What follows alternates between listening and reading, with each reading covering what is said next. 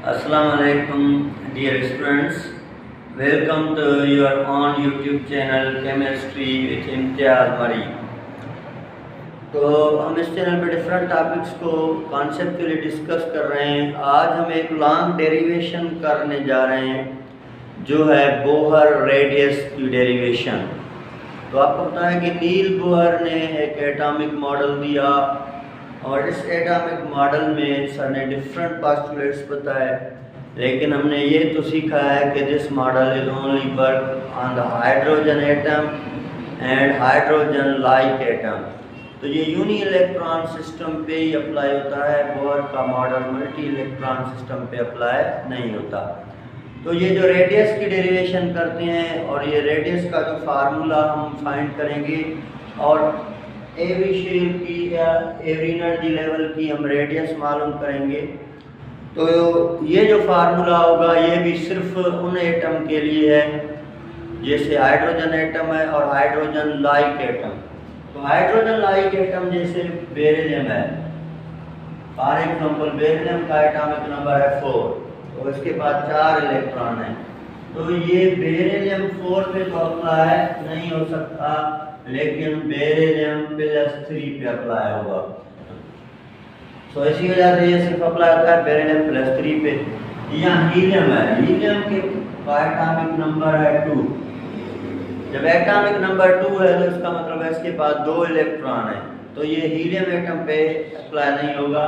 लेकिन हीलियम अगर आप इसको यूनिक बनाए +1 मीन्स एक इलेक्ट्रॉन लॉस कर दें, बाकी एक बचेगा, तो उसके पास जो इलेक्ट्रॉन होंगे वो हाइड्रोजन जैसे होंगे, तो ये यूनी इलेक्ट्रॉन सिस्टम या हीलियम पे अप्लाई होगा। तो this formula is only applied on the hydrogen atom and hydrogen like atom. और हाइड्रोजन लाइक एटम कब बनेंगे? जब हम उनमें से इलेक्ट्रॉन को रिमूव करते हैं, सिर्फ 1 इलेक्ट्रॉन बचेंगे, तो ये यूनी इलेक्ट्रॉन पे सिस्टम पे ही अप्लाई होगा। तो आइए इसको स्टार्ट करते हैं। जैसे फर्ज करें ये एक हाइड्रोजन एटम है और हाइड्रोजन एटम का ये न्यूक्लियस है। न्यूक्लियस से ये एक फिक्स्ड लेवल पे एक एनर्जी लेवल है जिसका डिस्टेंस r है और इसमें एक इलेक्ट्रॉन मौजूद है जो वेलोसिटी v से और उसका फिक्स्ड मास m से मूव कर रहा है। अभी आप यहाँ पे बात कर दें कि न्यूक्लियस के ऊपर जो चार्ज होती है वो है Ze+। तो न्यूक्लियस की जो चार्ज है वो है Ze+। Z एटॉमिक नंबर है, E जहाँ पे चार्ज है ऑन प्रोटॉन, और क्योंकि प्रोटॉन और इलेक्ट्रॉन पे इक्वल चार्जेस होती हैं, दैट इज 1.6 × 10⁻⁹ कूलम। तो हमने ये बातें सीखी हैं कि जब भी कोई चार्ज पार्टिकल दूसरी चार्ज पार्टिकल के दरमियान सराउंडिंग में मूव करता है या सर्कुलर मोशन करता है, तो उनके दौरान हमेशा 2 टाइप की फोर्सेस क्रिएट होती हैं, जिसमें एक होता है सेंट्रीपिटल फोर्स और दूसरा होता है सेंट्रीफ्यूगल फोर्स। तो जाहिर सी बात है इलेक्ट्रॉन इस न्यूक्लियस के सराउंडिंग में मूव कर रहा है, तो यहाँ पे दोनों फोर्स क्रिएट होंगी, जिसकी वजह से इलेक्ट्रॉन फिक्स्ड वेलोसिटी पे मूव करता है। तो इसका मतलब है यहाँ पे सेंट्रीपिटल फोर्स भी है और सेंट्रीफ्यूगल फोर्स भी है। तो जब तक ये दोनों फोर्सेस बराबर होते हैं तब तक कोई भी बॉडी या कोई इलेक्ट्रॉन न्यूक्लियस में नहीं गिरेगा, क्योंकि यहाँ पे सेंट्रीपिटल और सेंट्रीफ्यूगल फोर्सेस बराबर होते हैं। तो हमने इसकी डिफरेंट एग्जांपल ले ली कि अगर आप रस्सी में पत्थर बांध के उसको मूव कराएंगे तो जाहिर सी बात है वो मूव करता रहेगा, क्योंकि वहाँ भी सेंट्रीपिटल और सेंट्रीफ्यूगल फोर्सेस हैं। तो जाहिर सी बात है सेंट्रीपिटल फोर्स और सेंट्रीफ्यूगल फोर्स जब भी बराबर होते हैं तो कोई भी बॉडी फिक्स्ड वेलोसिटी से मूव करती जाएगी और वो कहीं भी नहीं गिरेगी। तो इसी वजह से इलेक्ट्रॉन भी न्यूक्लियस के सराउंडिंग में मूव करता है, जिसकी वजह से इसका रीजन ये है कि यहाँ पे जो सेंट्रीपिटल फोर्स है it is equivalent to centrifugal force. अभी हमने सेंट्रीपिटल फोर्स को पढ़ा है कि इनवर्ड सेंटर पे अट्रैक्ट करती है और सेंट्रीफ्यूगल आउटवर्ड फोर्स है। तो एक बात आपको बता दूं कि सेंट्रीपिटल फोर्स दरअसल में कोई भी फोर्स हो सकती है। सेंट्रीपिटल फोर्स خود فورس نہیں ہے، کوئی بھی فورس سینٹریپیٹل فورس ہو سکتی ہے۔ جیسے اگر ہم پلینٹس کا مثال لیں تو یہ پلینٹس جو ہوتے ہیں وہ سن کے راؤنڈنگ میں موو کرتے رہتے ہیں، تو ظاہر سی بات ہے سن اور پلینٹس کے درمیان بھی سینٹریپیٹل فورس کریٹ ہوگا، لیکن وہاں جو سینٹریپیٹل فورس کا کام کرے گا وہ ہے گریوٹی، تو یہاں گریوٹی کام کرے گا سینٹریپیٹل فورس کا۔ اسی طرح اگر میں نے آپ کو بتایا کہ رسی میں پتھر باندھ کے اس کو گھمائیں گے تو وہ نہیں گرے گی، تو وہاں بھی سینٹریپیٹل فورس کریٹ ہوگا، وہ ہوگا ٹینشن۔ تو اس کی وجہ سے یہاں بھی جو سینٹریپیٹل فورس ہوگا الیکٹرانس اور نیوکلیس کے درمیان، یا ایٹم میں یہاں جو سینٹریپیٹل فورس کریٹ ہوگا وہ ہوگا آپ کے پاس الیکٹروسٹیٹک فورس۔ تو یہاں سینٹریپیٹل فورس کا کام الیکٹروسٹیٹک فورس کرتا ہے، اور الیکٹروسٹیٹک فورس آپ کو پتہ ہے کہ ہمارے پاس دو اپوزٹ چارجز میں کریٹ ہوگا، جس میں ایک نیگیٹو الیکٹران اور پازیٹو پروٹون۔ ابھی according to Columbus law, sir Columbus کے مطابق، کولمبس لا کے مطابق جو الیکٹروسٹیٹک فورس ہوتا ہے وہ برابر ہوتا ہے F = K Q1 Q2 upon R²۔ تو اکارڈنگ ٹو کولمبس لا کہ سینٹریپیٹل فورس یا الیکٹروسٹیٹک فورس ہمیشہ برابر ہوتا ہے F = K Q1 Q2 upon R²۔ تو یہاں Q1 اور Q2 دو چارجز باڈی کو ریپرزینٹ ہے، Q1 اور Q2 آپ کے پاس دو چارج باڈی ہیں، تو آپ سمجھ لیں Q1 ایک پروٹون ہے اور Q2 ایک الیکٹران ہے۔ تو آپ اس فورس کو ایسے بھی لکھ سکتے ہیں ایٹم، تو یہ بن جائے گا F = K۔ تو ظاہر سی بات ہے یہاں پہ میں نے لکھ دیا Ze+، کیونکہ Z ایٹمک نمبر ہے، E پروٹون کا چارج ہے، اور دوسرا یہاں پہ چارج باڈی کا الیکٹران ہے، اپان R²۔ تو یہاں ایٹم میں جو الیکٹروسٹیٹک فورس بن جائے گا، یہ ہمارا الیکٹروسٹیٹک فورس جو بن جائے گا F = K Ze² upon R²۔ تو یہ آپ کے پاس ہے یہاں سینٹریپیٹل فورس۔ تو سینٹریپیٹل فورس میں نے یہ لکھا ہے Fe سے، کیونکہ یہاں پہ سینٹریپیٹل فورس کا جو کام کرتا ہے وہ الیکٹروسٹیٹک فورس ہوتا ہے، اور یہ فورس الیکٹرانس اور پروٹون کے درمیان کریٹ ہوتا ہے، تو اسی وجہ سے میں نے یہاں سے کویشچن لی کہ یہ centripetal force K Ze² upon R²۔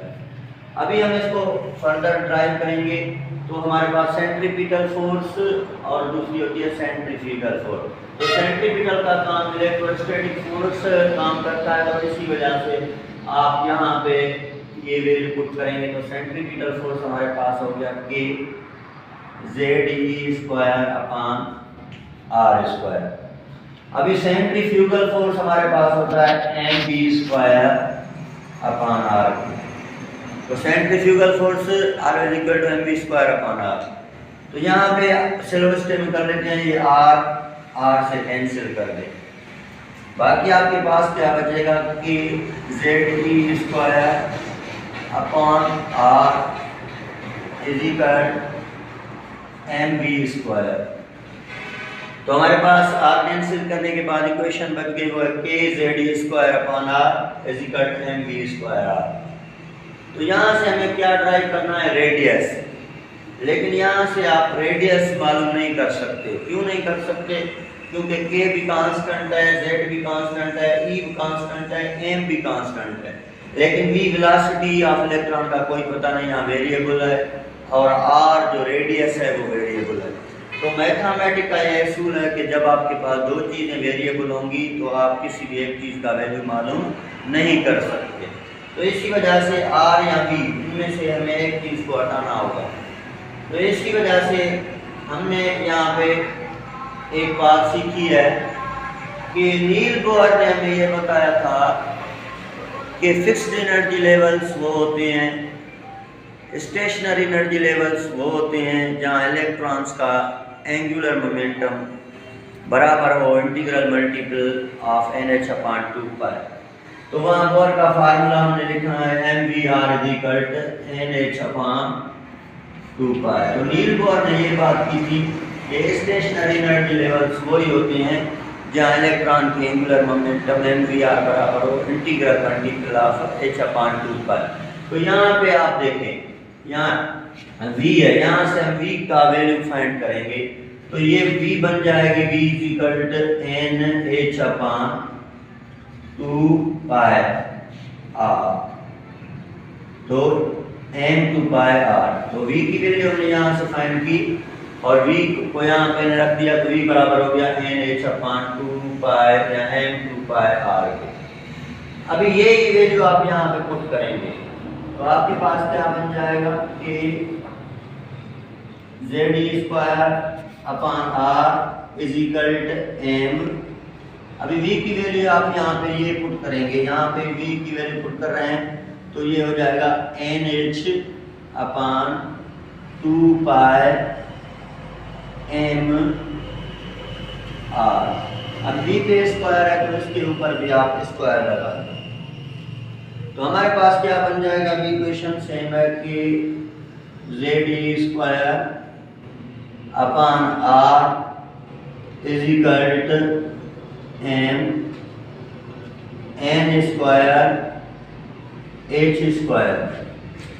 یہ m آپ کی ہے m n² h² اپان، ظاہر سی بات ہے ہم اس کی اسکوائر فارمولا کو سالو کریں گے تو یہ ہو جائے گا 4 π²۔ تو ہمارے پاس کیا بن گیا 4 π² m² r²۔ ابھی دیکھیں یہاں پہ کوئی بھی چیزیں اگر آپس میں کٹ رہی ہیں تو آپ ان کو کاٹیں گے، جیسے اس r سے یہ r کینسل، اس m سے یہ m کینسل، تو باقی ہمارے پاس کیا بچے گا z² upon r m n² h² 4 π² m² r²۔ تو یہاں پہ میں نے سیم چیزیں کاٹ لی تو r کو r سے کینسل کر دیا، m کو m سے، باقی کیا بچا kz² n² h² اپان 4 π²، تو آپ کے پاس ہے 4 π² m r۔ تو یہاں سے r فائنڈ کرنی ہے، r آپ کو یہاں r آپ کو لے آئیں تو یہ n² h² سیم ہوگا، یہ آپ کے پاس یہاں جائے تو کیا بن جائے گا 4 π² m kz²۔ تو یہ فارمولا ہے r n² h² 4 π² m kz² for radius of nth orbit of bore. تو ہائیڈروجن میں کی اگر آپ ریڈیس معلوم کریں کسی بھی شیل کی تو آپ اس فارمولا سے معلوم کر سکتے ہیں۔ تو یہاں پہ کانسٹنٹ ویلیو میں نے لکھی ہے، ای بھی کانسٹنٹ ہے، الیکٹران کا چارج 1.6 × 10⁻19 کولمب ہے، الیکٹران کا ماس 9.11 × 10⁻31 ہے، کے جو ہے کولمبس کانسٹنٹ اس کا 9 × 10⁻9 ہے، Z1 ہے، N1 ہے، π1 ہے اور اسی طرح H آپ کے پاس پلینکس کانسٹنٹ ہے۔